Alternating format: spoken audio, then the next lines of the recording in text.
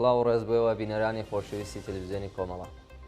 بە یارمەتی هاوڕێیانی هاوکارم لە خزمەتەوەی عەزیزین بۆ پێشکەشکردنی گەشتی هەواڵەکانی ئەمڕۆی هەینی. سەرەتا سەردێڕی گرنگترین هەواڵەکان. ناڕەزایەتی هاوڵاتیان لە ئاسخراپی ڕێگەوبانی سنووری پەرویزخان.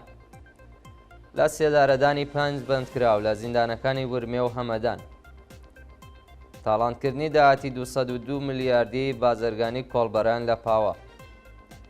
کوژران و برینداربوونی 7 کرێکار لە هێرشی تورکیا بۆ سەر شەنگال. دۆخی کارە ساتباری 7 نەخۆشی دیالیزی لە نەخۆشخانەی قامیشلوو. مانگرتن لە خواردنی نەرگس مەنسووری و زەردەشت ئەحمەدی ڕاغب. خۆپیشاندانی دژبەرانی شەڕ لە ئیسرائیل و ئەمریکا و دوایین زانیاری لەسەر شەڕی نێوان حەماس و ئیسرائیل.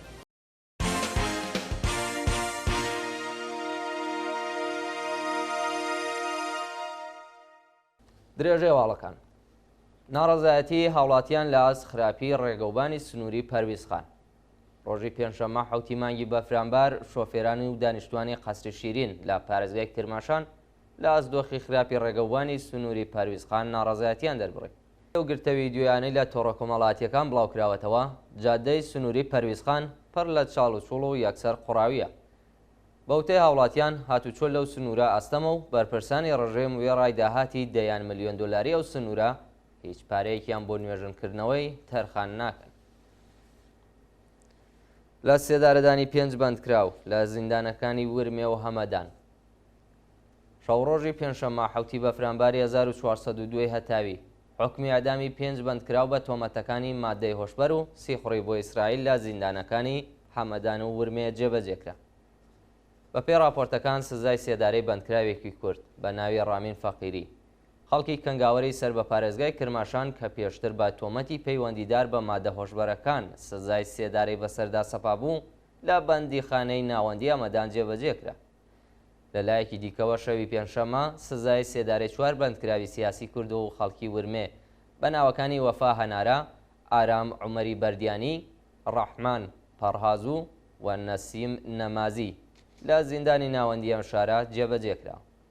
ئەم بەندکراوانە پێشتر سەبارەت بە پەروەندەی لێپرسینەوە لە پاسدارێک بە ناوی مەنسوور ڕەسوڵی لە ساڵی 1400 هەتاویدا بە تۆمەتی سیخۆڕی و هاوکاری لەگەڵ ئیسرائیل سزای سێداریان بەسەردا سەپێنرا بوو. دوای لە سێدارەدانی ئەو بەندکراوانە خەڵکی ناڕازی و بنەماڵەکانیان لە بەردەم زینداندا کۆبوونەوە. شانی باسە کە 5 تۆمەتباری دیکەی ئەو پەروەندە بە ناوەکانی کامران هەنارە، فەخرەدین دوودکانلووی میلان، ئاشکان عوسمان نەداد گەندووک، حەسەن عومەرپور و ئەمیر موشتاق گەنگیچین هەر یەکەو بە 10 ساڵ زیندان سزادراون. تاڵانکردنی داهاتی 210 ملیاردی بازرگانی کۆڵبەران لە پاوە.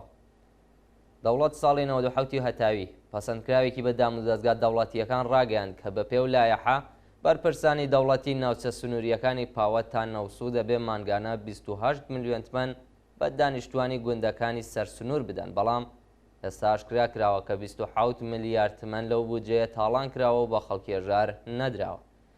بە پێی بلاغیەی دەوڵەت بڕیار بووە کە 300 ملیارد تمەن بە 9000 بنەماڵەی مەشمولی کارتی کۆڵبەری پەرداخت بکرێت، بەڵام بەرپرسانی ڕژیم لە پاو نەوسود لە ساڵی 97ەوە تا بامڕۆ تەنیا 40 تا 50 ملیارد تمەنیان بە بنەماڵەکان داوە و زۆربەی پارەکان تاڵان کراوە. شانی باسە کە پێشتر بڕیار وا بوو دانیشتوانی سنوورەکانی پاوە و نەوسود لە ڕێگەی دامەزراندنی تەعاونی سوودمەند بن، بەڵام خەڵک 20,000 کارگێڕیان هەڵبژارد تاکو هەر یەکە و نوێنەرایەتی چەند بنەماڵە لە ئاستۆ بگرێت لە ساڵانی ڕابردوودا و کارگێڕانە بەوەی پەیوەندی تۆکمەیان لەگەڵ ناوەندە بنەتیەکان پارەی بنەماڵەکانیان نەداوە و وەڵام دەرەوەش نین. برینداربوونی دوو کۆڵبەر لە سنووری بانە. ڕۆژی پێنجشەممە 7 بەفرامبار دوو کۆڵبەری خەڵکی سەقز بە تەقەیەزەکانی ڕژیم لە سنووری بانە بریندار کران.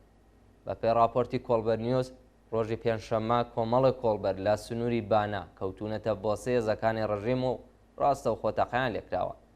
لە ئاکامی ئەوە ڕشەدا دوو کۆڵبەری خەڵکی سەقز بە ناوەکانی کاوە محەممەدی و یوسف چیچوان بەهۆی بەرکەوتنی فیشەک بە سەختی بریندار و ڕەوانەی نەخۆشخانەکراوە. بانکهێشتی عەبدوڵڵا گوڵستانی بۆ دادگای ورمێ.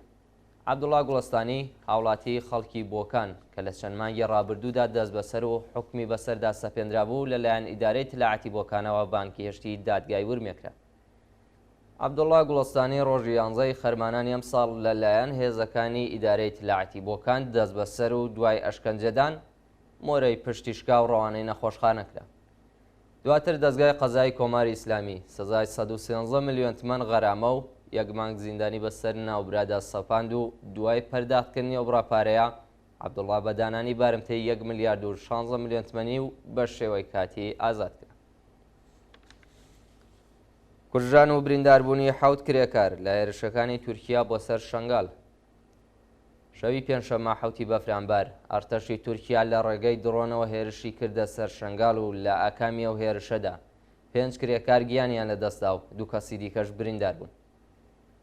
بە پێی زانیاریەکان پابادی تورکیا ناوچەیەکی کردوتە ئامانج کە 7 کرێکار تێیدا خەریکی کەندینی بیری ئاو بوون، بەڵام 5 کەسیان گیانیان لەدەستداوە و 2 کرێکاری دیکەش بریندار و بۆ ناوەندە دەرمانیەکان گوازراونەتەوە. دۆخی کارە ساتباری 7 نەخۆشی دیالیزی لە نەخۆشخانەی قامیشلو. بە پێی راپۆرتەکان بەهۆی بردومانەکانی چەند ڕۆژی ڕابردووی ئەرتەشی تورکیا بۆ سەر نەخۆشخانەی قامیشلو گیانی 7 نەخۆشی دیالیزی کەوتۆتە مەترسیەوە و ڕۆژی پێنجشەممە 7 بەفرامبەر یەکێکیان گیانی لەدەستا. بە وتەی مەزلوم عەبدی فەرماندەی هێزەکانی سووریای دموکراتیک ئەرتەشی تورکیا بە بیانووی ئەو شتەی لە باشووری کوردستان بەسەریداتوە و هیچ پەیوەندیەکی بە ئێمەوە نییە هێرشی کردوتە سەر ناوچە جۆرا و جۆرەکانی ڕۆژاوای کوردستان و بانقەز ژێرخانەکانی خزمەتگوزاری دەکاتە ئامانج. لە ڕۆژانی ڕابردوودا کارەباو ئاوی ملیۆنان کەس قات بووە و نەخۆشخانەکان ناتوانن خزمەتگوزاری پێشکەش بە خەڵکی لێ قەومەوە بکەن. یەک لەو شوێنانەی کراوەتە ئامانج بەشی دیالیزی نەخۆشخانەی قامیشلو بووە کە 7 نەخۆشی تێدایە و ڕۆژی ڕابردوو یەکێکیان گیانی لەدەستداوە و ئێستا گیانی 69 نەخۆشی دیکە لە مەترسیدا. مانگرتن لە خواردنی نەرگس مەنسووری و زەردەشت ئەحمەدی ڕاغب. بە پێی راپۆرتی ناوەندەکانی مافی مرۆڤ چالاکێکی مافی ژنان بە ناوی نەرگس مەنسووری لە ناڕەزایەتی بە زەوتکردنی ماڵی دایکی لە ژێر ناوی بارمتە و چالاکێکی کرێکاری بە ناوی زەردەشت ئەحمەدی ڕاغب بەهۆی پەروەندەسازی تازەی ناوەندە ئەمنیەتیەکان دەستیان داوەتە مانگرتن لە خواردن. محەممەد مۆغیمی پارێزەری نەرگس مەنسووری لە پەیامێکدا ڕایگەاندووە کە سەرەڕایەوەی ناوبراو لە گرتوخانەدا ڕاگیرەوە دادگا بە شێوەی نایاسایی فەرمانی بە زەوتکردنی خانووی دایکی نەرگس داوە و ئەو ماڵی داناوە بۆ فرۆش. نەرگس لە ڕۆژی 2 بەفرامبارەوە دەستی داوەتە مانگرتن لە خواردنی دەرمان و خۆراک و ئێستا گیانی لە مەترسی جددیدایە. ناوبراو مانگی گوڵانی ساڵی ڕابردوو دەست بەسەر و بۆ شاری بانا گوازرابەوە. لە مانگی گەلاوێژی ساڵی 98دا جارێکی دیکە دەست بەسەر و بە تۆمەتەکانی ئیجماع و تەبانی و تەبلیغ دژی نظام لەلایەن لە قەی 26 دادگای انقلابی تاران بە 6 ساڵ زیندان و 2 ساڵ بێبەری بوون لە خزمەتگوزاری کۆمەڵایەتیەکان محکوم کرا. لەلایەکی دیکەوە زەردەشت ئەحمەدی ڕاغب پاش گواستنەوەی بۆ زیندانی قزل حەسار لە چاوپێکەوتن و پەیوەندی لەگەڵ بنەماڵەکەی بێبەش و وەحید چگینی بازرسی دادگای کەرەج پەروەندەیەکی تازەی بۆ ساز کرد.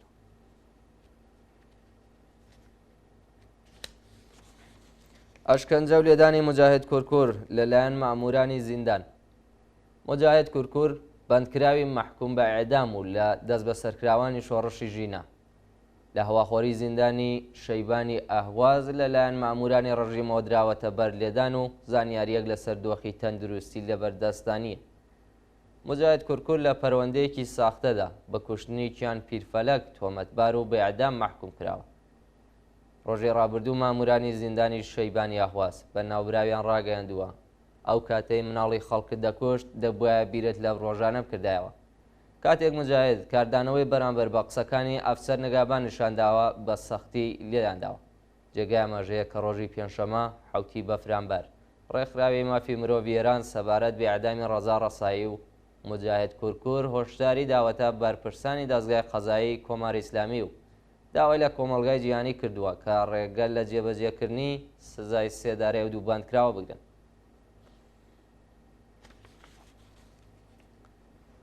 سەپاندنی سزای زیندان و جەزای ماڵی بەسەر چالاکێکی سیاسی بێبەهان.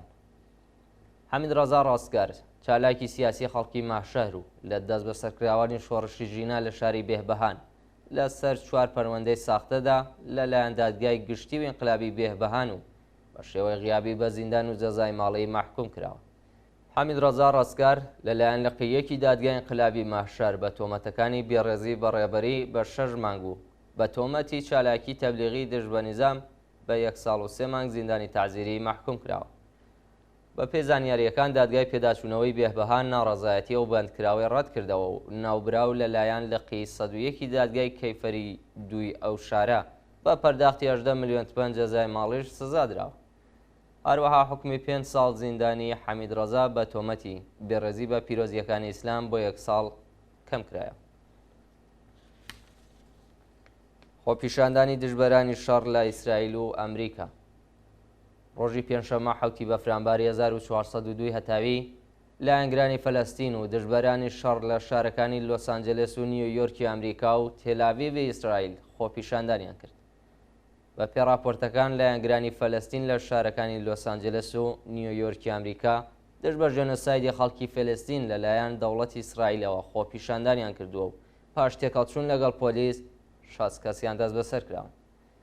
لەلایەکی دیکەوە لاوانی ئیسرائیلی دانیشتوی شارۆچەکانی نزیک بە غەزا لە شاری تێلاڤیڤ کۆبوونەوە و خوازیاری ڕاگررتنی شەڕ و ئازادی تەواوی دیلەکانی دەستی حەماس بوو.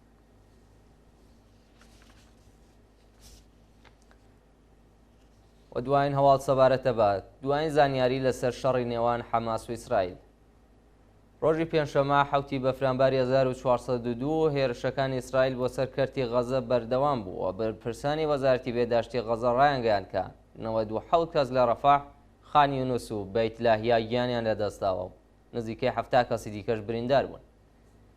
بە پێی زانیاریەکان ئەرتەشی ئیسرائیل هێرشە ئاسمانیەکانی بۆ سەر کەرتی غەزە چڕ کردوێتەوە و ئەگەری هەیە لە داهاتوێکی نزیکدا هێرشە زەمینیەکانی بۆ پاکردنەوەی غەزە و خان یونس لە چەکدارانی حەماس دەست پێ بکات. لە هێرشەکانی دوێنێ بۆ سەر ڕەفاح 17 کەس کوژراون و لە ناوەندی خان یونس 50 کەس و لە بەیت لاهیا 30 کەسی دیکە گیانیان لەدەستداوە و بەدەیان کەسیش بریندار بوون. هەروەها لە کەرانەی باختەری ئەرتەشی ئیسرائیل دەستی بەسەر 4 سەرافی کە پارەیان بۆ گروپی حەماس دابیندە کرد گرتووە و چەندین کەس لەو پەیوەندیەدا دەست بەسەر کراون. نەتەوە یەکگرتوەکانی ڕۆژی ڕابردوو ڕایانگەیاند کە لە دەستپێکی شەڕەوە تا بەمڕۆ 6 بەندکراو لە زیندانەکانی ئیسرائیلدا گیانیان لەدەستداوە. هاوکات فڕۆکەکانی ئیسرائیل بنکەکانی سوپای قودس و حیزبۆڵایان لە دمشق و سووریا و باشووری لوبنان کردوێتە ئامانج و هێشتا زیانەکانیان ئاشکرا نەکرد. بینەرانی خۆشەویست گەشتی هەواڵەکانتان پێشکەش کرا هەر شاد و کامەران.